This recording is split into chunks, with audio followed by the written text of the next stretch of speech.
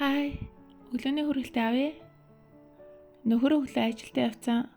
Тэгэд хүүхэд хоёр дараа 7 хоногоос хичээл ном эхлэх гээд. Тэгэд би бас яг нүүжирчээд энэ байрмаараа яг юмнуудаа бол тохижуулаа янзалсан. Гэхдээ яг цэвэрлэгээ нэг бүрэн хийгээгүй байгаа болохоор ер нь ойрын өдрүүдэд бол цэвэрлэгээ л хийх бах та. Тэгээд бас хүүгийнхээ гэрээний даалгаврыг хийлгэхгүй бол ер нь өнгөрсөн семестр хичээл амралт хийснээс хойш би ч судалгаагаа ерөөсөө хийгээгүй, хүмүүс ч гэрээний даалгавар хийгээгүй. Угаасаа амар завгүй байсаар хагаад.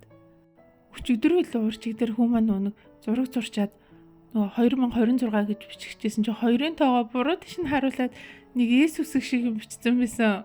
Йой. Нөгөө мундаг хүрдэж хэжилсэн. Зуугийн дотор асуудалгүй нэмж хас чаддаг гэд өнгөрөөд идэх ганц бахархал маань.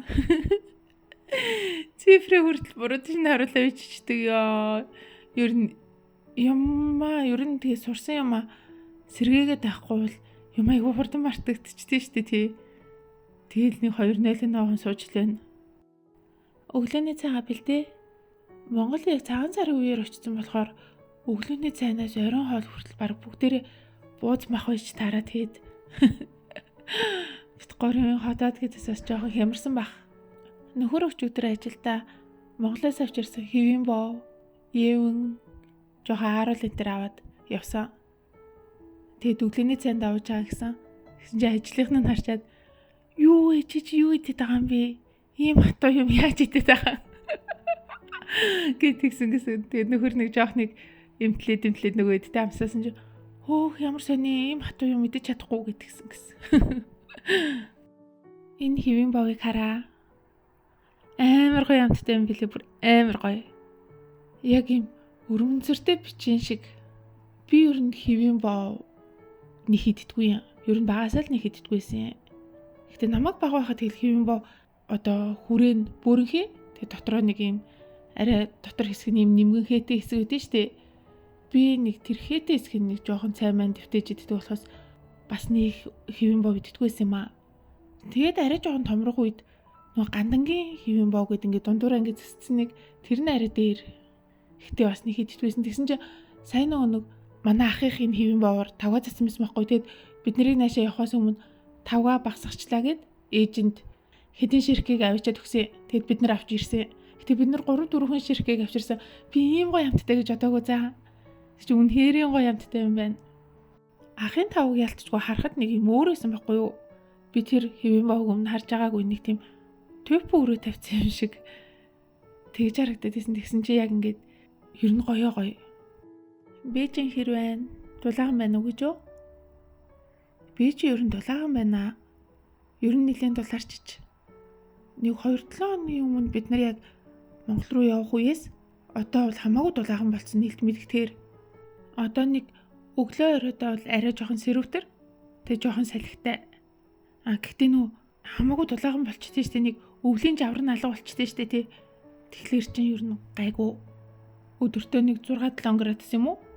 Тиймэрхүү. Гэтэ яг ингээд намар хаврын нэг хэсхэн үеэр Бээжин саарл болчтیں۔ Ерөөсөө нар гарахгүй. Нэг санаа ширмаар эмормор нэг тийм өдрүүд байгаа тийм одоо л тэр өдрүүд нь эхэлсэн байлээ. Ер нь саарл өнгөл Бээжин. Надад Бээжин гэл бодогдохоор шууд ингээд саарл өнгөт санаанд ороод идэв шүү дээ. Уг нь Бээжин ч тийм бүрхээгүй шүү дээ. Айгүй нартай, цэлмэг. Гэтэ хамгийн анх Бээжин дээр чихэд яг хэлний бэлтгэлээр яг намар ирсэн болохоор тэр үе яг юм саарл өдөр байсан. Тэгэд би саарл гэж боддог болсон шүү дээ. Саарл өдрүүд ихтэй гоё шүү дээ. Нэг тийм даруухан удаан ритмд ороод одоо ер нь саарл өдрүүдийн хүмүүс айгүй гоё өрсөлдсөн байдаг. Тэнд номон дээр кинон дээр харагддаг шүү дээ.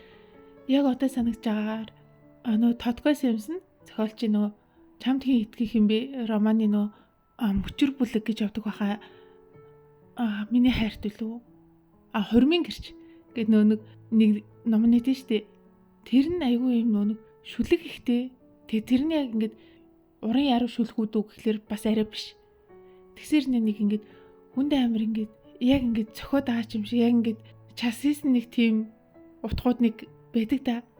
Тэр номны шүлгүүд амар хөөрхөн тийм байхгүй юу? Тэгэд тэр дундаас нэг тийм хэсэг үүдээ. Саарл өдрийн талаар за надад тэр ном алга байна. Уг надад байдаг байсан тэгсэн чинь яа тийм бол хүнд өгсөн болов эсвэл Монгол руу явуулсан болов олдохгүй л байна. Гэтэ миний санаж байгаагаар саарл өдрийг сүүн багтцсан хэрэм шиг зэгсэн саарл өдрээжээ. Хүүгээ хүлээсэн ихийн сэтгэлэл ийм байдаг болов гэлтэй энэ төр гэд мэдгүй амар хөөрхөн хэлсэн би тийм үү. Тэр нь бол яг бийж. Ялцчгүй бийж. За өнөөдөр гарч найзтайгаа олзно. Манай бийжэнд хамт сурдаг гэсэн. Бакалавр хамт сурдаг гэсэн найз охин маань одоо Америкт амьдардаг.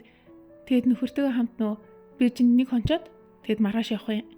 Тэгэхээр энэ үеэр нь барьж авч уулзах хэрэгтэй.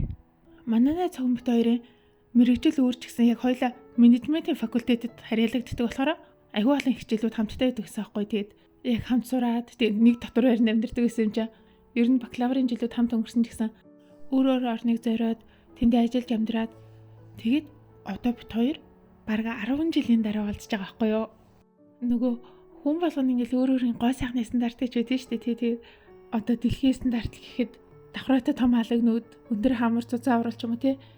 Гэхдээ зарим хүн ингээд өөрийнхөө одоо бүх юм ингээд амар зөксөөд юм хөөрхөн харагдаад идэг хүмүүс эдэн шүү дээ тий.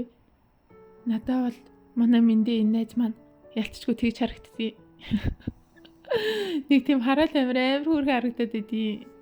За би гэр бүлийн хүний талаар ярьчих нөхрийн талаар. Бас яг нэг бакалавра хятад 50-нд ингээд сурч исэн. Тэгээд тэр үедээ болохоор одоо ялцчгүй юм одоо царайлаг байхгүй амар царайлаг.